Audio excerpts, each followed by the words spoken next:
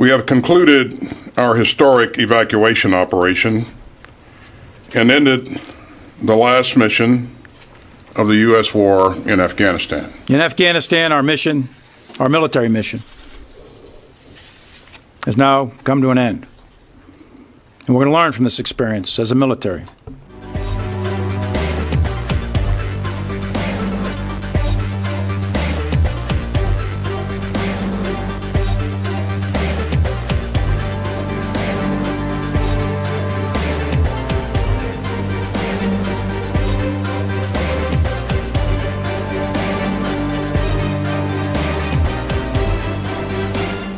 Weeks ago, the United States military received the mission to conduct a non-combatant evacuation operation from Afghanistan in support of the Department of State.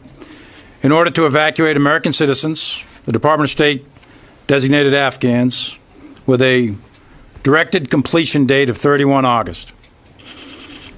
The key military tasks were to secure and defend the international airport in Kabul, evacuate all embassy personnel, evacuate all American citizens that wanted to get out, and evacuate other Afghans as designated by the Department of State, and retrograde all of the U.S. military. In short, the United States military was tasked to conduct two highly complex missions simultaneously: a retrograde while in contact with the enemy, and a neo in a non-permissive environment. We executed that mission in a highly dynamic, dangerous operating environment from a war-torn country, and it was conducted across 9 countries and 26 intermediate staging bases and temporary safe havens. We deployed between 5,000 and 6,000 military personnel on the ground, some of whom were forward deployed based on our contingency planning. These elements came from the 82nd Airborne Division, Special Forces, the Marine Corps, along with Navy and Air Force personnel. Flying in support were combat aircraft from the Air Force and the Navy, as well as incredible support from the transport aircraft, the pilots and crews of the United States Transportation Command. And afloat, we had an ARG-MU and a carrier strike group. We flew 387 U.S. military C-17 and C-130 sorties, and we enabled 391 non-U.S. military sorties. A total of 778 sorties evacuated a total of 124,334 people, which included almost 6,000 American citizens, third country nationals, and Afghans designated by the Department of State. And we will continue to evacuate American citizens under the leadership of the Department of State. This mission cost 11 Marines, 1 soldier, and 1 Navy corpsman their lives, and 22 others were wounded in action. In addition to over 100 Afghans killed and wounded in a horrific terrorist attack on 26 August at Abbey Gate on the southeast perimeter of the airport.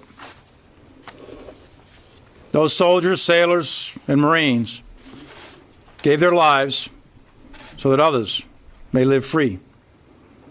They literally gave their tomorrows for the tomorrows of people they never knew. Those 124,000, they never knew the 13 who died, and they will never know the 22 who were wounded, nor the thousands of dead and thousands of wounded who came before them. But they will now live in freedom because of American blood shed on their behalf, have fought tirelessly to defeat terrorists in Afghanistan and around the world, both at home and abroad. Their talent, their efforts have carried this fight day and night. In Afghanistan, our mission, our military mission, has now come to an end. And we're going to learn from this experience as a military. How we got to this moment in Afghanistan will be analyzed and studied for years to come. And we in the military will approach this with humility, transparency, and candor.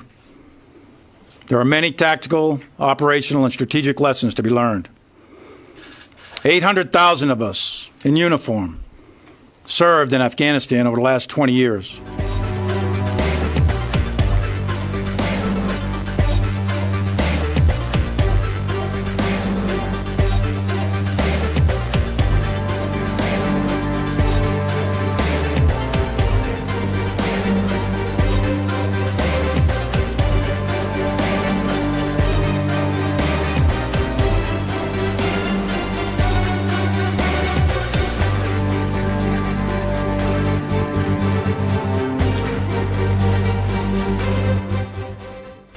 We have concluded our historic evacuation operation and ended the last mission of the U.S. war in Afghanistan.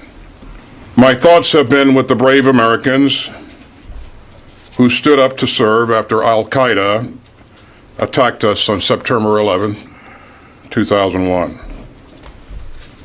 We remember 2,461 American service members and personnel who paid the ultimate price in this war. And more than 20,000 wounded Americans, some still carrying the scars that you can't see on the outside. We also remember the thousands of American contractors who lost their lives, and hundreds of our allies and partners from NATO and beyond, and tens of thousands of Afghan soldiers and police officers, and tens of thousands more Afghan civilians. Now, we have just concluded the largest air evacuation of civilians in American history. It was heroic. It was historic. And I hope that all Americans will unite to thank our service members for their courage and their compassion. They were operating in an immensely dangerous and dynamic environment. But our troops were tireless, fearless, and selfless. Our commanders never flinched, and our allies and partners were extraordinary. The United States evacuated some 6,000 American citizens and a total of more than 124,000 civilians.